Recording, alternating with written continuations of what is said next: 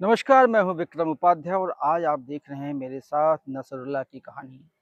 Nasrallah यानी Lebanon का वो आतंकवादी संगठन का मुखिया जो लगातार 30 सालों से इजरायल के साथ लड़ता रहा है। शुक्रवार को इजरायल ने बेरूत पे लगातार 5 घंटे बम मारकर नसरुल्लाह को मौत की नींद सुला दी, यानी उसके पास अल्लाह के पास भेज दिया।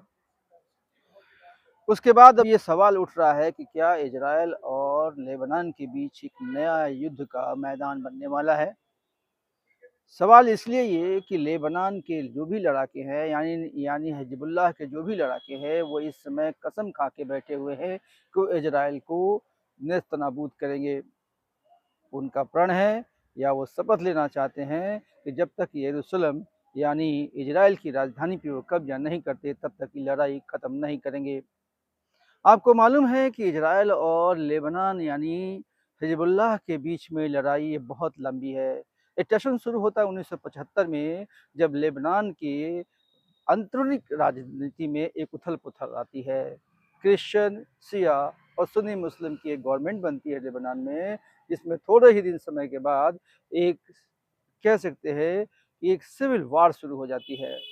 एक तरफ जो है फिलिस्तीन के कुछ लोग भाग के आके लेबनान में बस जाते हैं और वहाँ से फिर शुरू होती है एक सिविल लड़ाई की, जो 1982 तक चलती है, जब हिजबुल्लाह का जन्म होता है।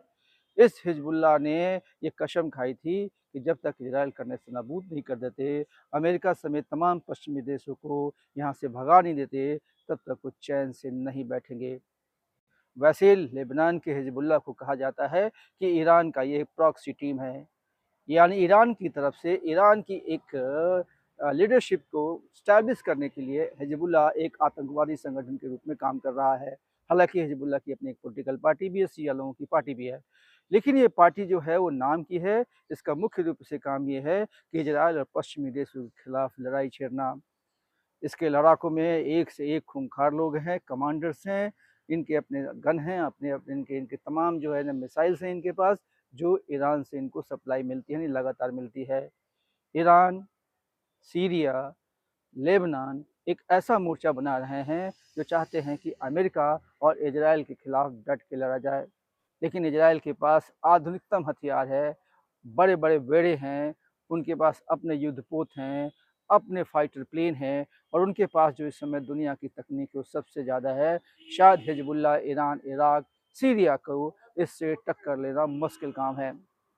तो क्या मिडल ईस्ट में एक नई युद्ध की स्थिति बन रही है? क्या विश्व जो है फिर से दो हिस्सों में बट रहा है? क्योंकि यहाँ भी वही हाल है। लेबनान के साथ ईरान के साथ रूस खड़ा है, चीन खड़ा है। उधर इजराइल के साथ अमेरिका डट कर खड़ा है, और अमेरिकी राष्ट्रपति बाइडेन बार बार कहते हैं कि वो इजराइल के सुरक्षा के हक को नहीं मारना चाहते हैं, यानी इजराइल अगर सेल्फ डिफेंस में बम्बार्डिंग करता है तो उसको जायज़ मानते हैं, बल्कि अमेरिका उसके पीछे खड़ा है।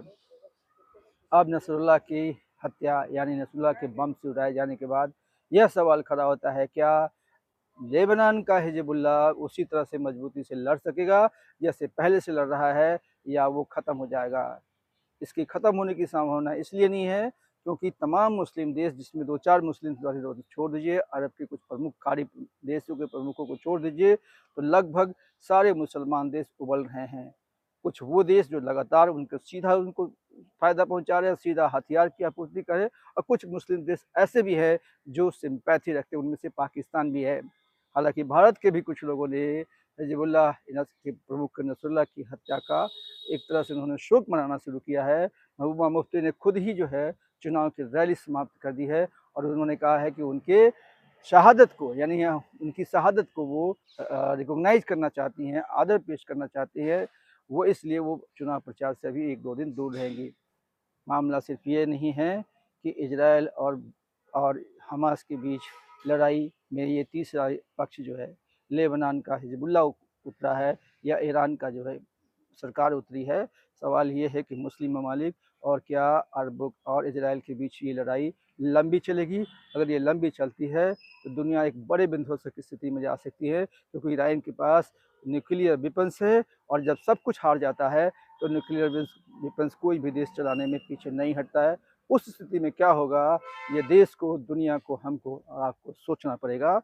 हम इलेक्शन मंत्रा के ज़रिए आपको दुनिया की तमाम खबरों से अवगत कराते रहेंगे और लगातार अपनी समीक्षाएँ आपको पेश करते रहेंगे। आप देखते रहिए इलेक्शन मंत्रा। नमस्कार।